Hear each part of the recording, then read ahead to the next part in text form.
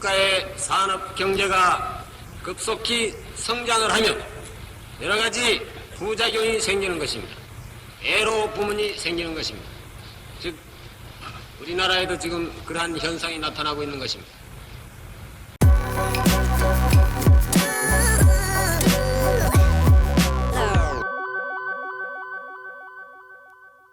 지도자는 늘 선택해야 하고 선택에 대한 책임을 져야 합니다. 그래서 고독하죠. 어느 나라나 재화나 용역은 늘 부족합니다. 특히 후진국은 더하죠.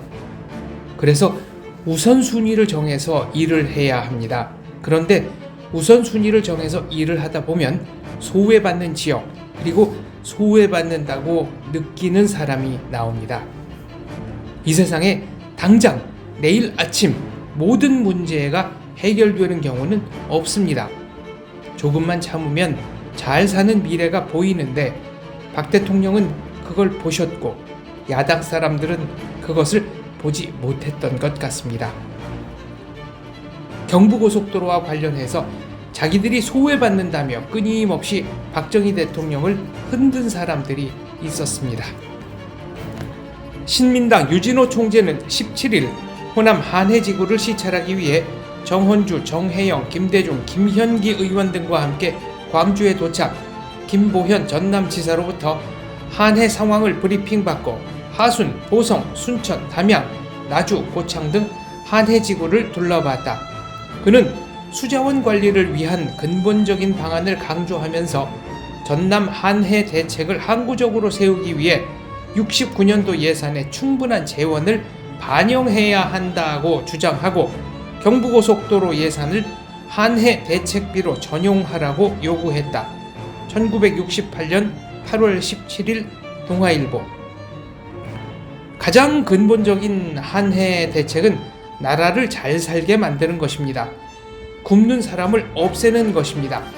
박 대통령이 보기에 60년대 후반 한국 경제는 후진국형 농업국으로부터 벗어나 중진국형 공업국으로 가는 길에 접어들고 있었습니다.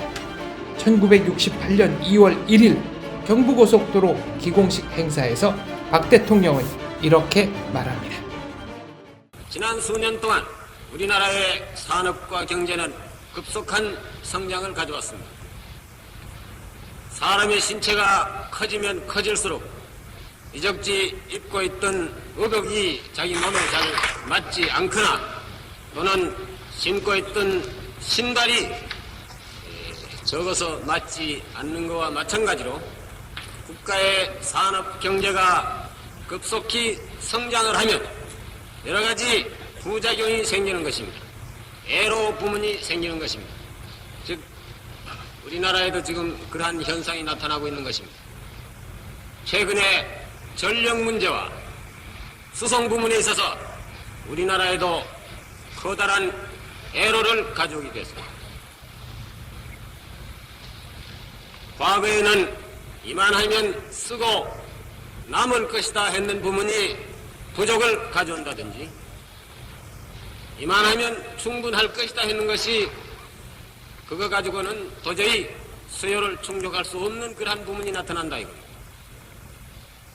지난 수년 동안 우리가 전력을 많이 개발을 했지만은 최근에 우리나라의 산업이 급속히 성장하고 전력의 수요가 많이 늘어나기 때문에 도저히 현재 전력의 출력 가지고는 부족을 해서 여러분들 가정에 송전하는 것도 지금 제한을 하고 있고 심지어 생산 공장에 송전하는 것도 지금 제한 송전을 하고 있는 것입니다. 그러나 정부는 이 전력 부문에 대해서는 지금 전력을 기울여서 금년 중에 약 46만 킬로 정도의 새로운 전력을 개발해서 다가오는 4월 달쯤 가면 우선 급한 대로 해결을 하고 금년 7, 8월경에 가면 완전히 해결을 해서 연말에 가서는 쓰고도 남을 수 있는 그러한 전력을 지금 개발하려고 사업을 서두르고 있습니다. 동시에 수송 부문도 마찬가지입니다. 지난 4, 5년 동안 우리나라의 철도 부문만 하더라도 기관차라든지 화차라든지 객차가 5.16 전에 비해서 배 이상으로 지금 증가가 되었습니다만 철도도 많은 선을 지금 연장을 했지만 지금 수송의 부족을 가지고 있는 것입니다. 항만도 마찬가지, 도로도 마찬가지. 박정희 대통령은 국내의 몰이해에 대처하면서 나라를 일으켜야 했고 북의 남침 위협을 평생 동안 의식해야 했습니다. 그래서 싸우면서 건설하자는 말은 우리의 절박한 처지를 압축한 슬로건이었습니다. 이 연설은 북의 1.21 청와대 습격 사건 불과 열흘 뒤에 나왔습니다. 박 대통령은 이날 연설을 이렇게 마무리합니다.